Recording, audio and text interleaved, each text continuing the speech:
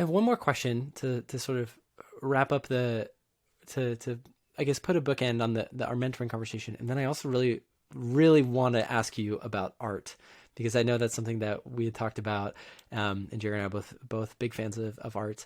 But so we'll get to that in a second. But to close off the mentoring conversation, for those listening in who maybe are hesitant to intentionally mentor other folks or to ask to be mentored or to seek out help in that way, do you have any final words of encouragement or a final thought you'd want to share with somebody to help them take action, to ask to be mentored or to go out and want to invest in other people?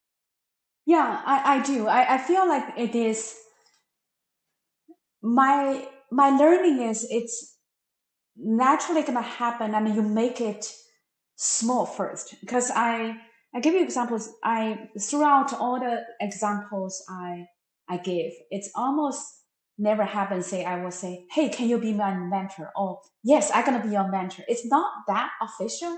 It is really say, hey, I have this thing, can you help me? Right? I need your advice, I need your input.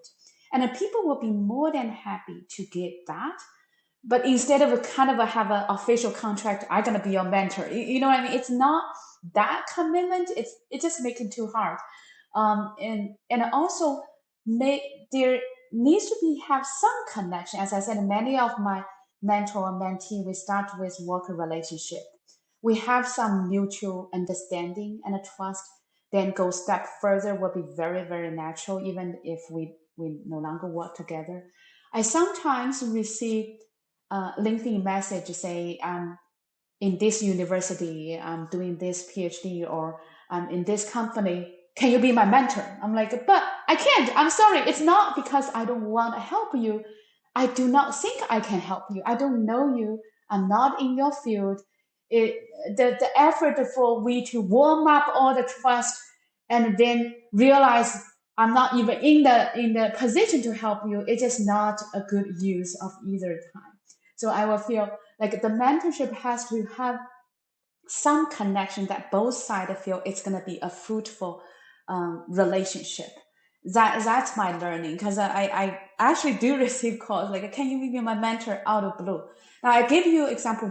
Was one lady who I didn't know before, but she was working also high tech, and she eventually also right now become a leader in Google. She sent me email saying who and who referred, and I heard about you. This is my background. This is my struggle right now. Can you help me? And I want to read through. I'm like, yeah, I think I feel connected, even though I really don't know her, but she did enough homework, and I feel like, yeah, that this is something I can help. This is a woman leader who struggle in particular issue that I actually have some learning.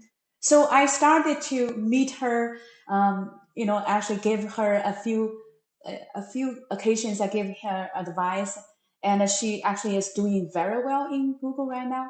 So those are the moments that I feel connected. But most of the time, I'm sorry, I just don't know you. I cannot mentor you.